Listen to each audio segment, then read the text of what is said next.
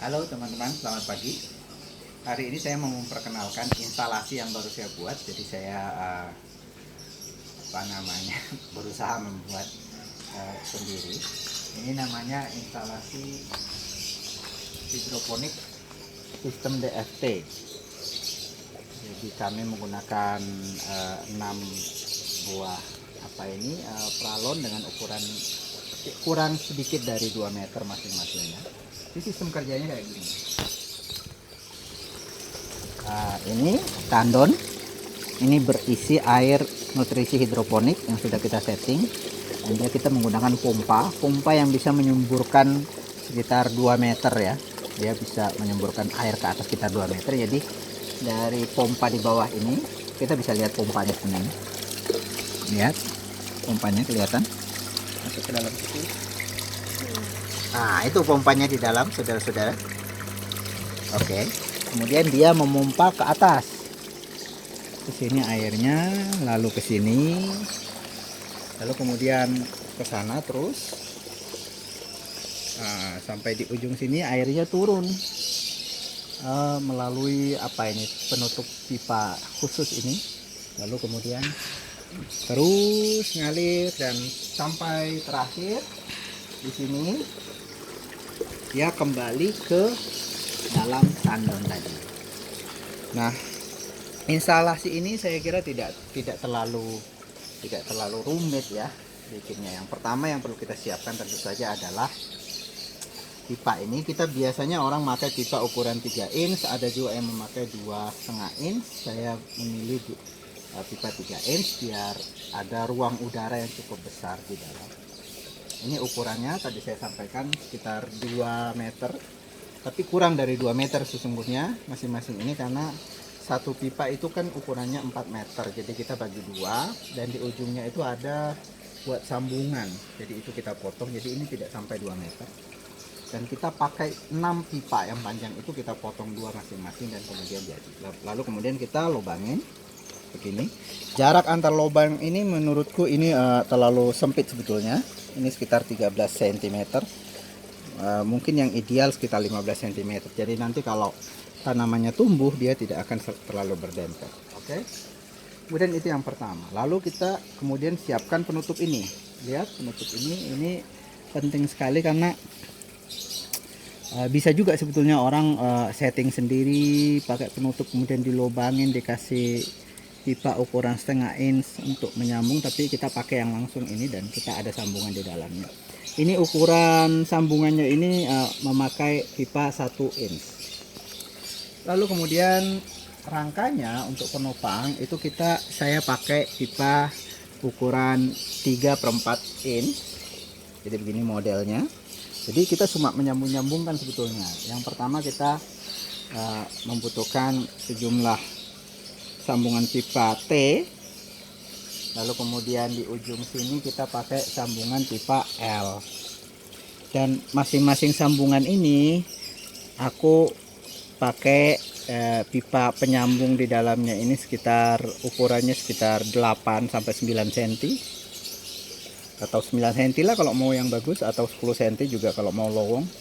Jadi kita sambung begitu. Jadi kita pakai T, kemudian disambung dengan pipa ukuran 8 cm, kemudian nyambung lagi dengan pipa L, sambungan pipa L. Begitu seterusnya sampai 6 tingkat. Nah, hal yang sama kita lakukan di sebelah sini. Jadi ada 2. Lalu kemudian di sininya kita pakai pipa ke bawah ini, kita sesuaikan dengan ukurannya. Lalu ini kita ada sambung ke sini. Bisa dilihat ya. Bisa dilihat. Jadi ini sambungan depan. Nah, ini nyambung ke sana. Kemudian dibawa juga begini ya. Oke. Nah, di belakang kalau ada tembok di belakang, bagusnya kita kasih klem. Jadi kita tempelkan ke sana ke tembok itu biar tidak mudah jatuh. Dan ini terserah kawan-kawan saja, bisa pakai pipa. Kalau saya pakai pipa ukuran 3/4 inch, tapi mungkin kalau mau lebih kuat pakai yang ukuran 1 inch. Tetapi kita pilih jenis pipa AW gitu ya. Karena ada 2 jenis pipa itu, ada yang AW, ada yang D. Kalau AW ini agak tebal, lebih tebal. Nah, ini untuk tempat tanamannya saya pakai yang pipa jenis D yang lebih tipis, jadi kita mudah membolongnya. Jadi kira-kira begini teman-teman. Dan saya sudah menanam ini, saya sudah kasih tanaman ini, tapi saya kira ini tidak terlalu ideal. Saya kasih tanaman masih umur berapa hari ini masih begini ya, mungkin kalau mau yang ideal mungkin tunggu beberapa hari lagi biar dia daunnya lebih banyak begitu.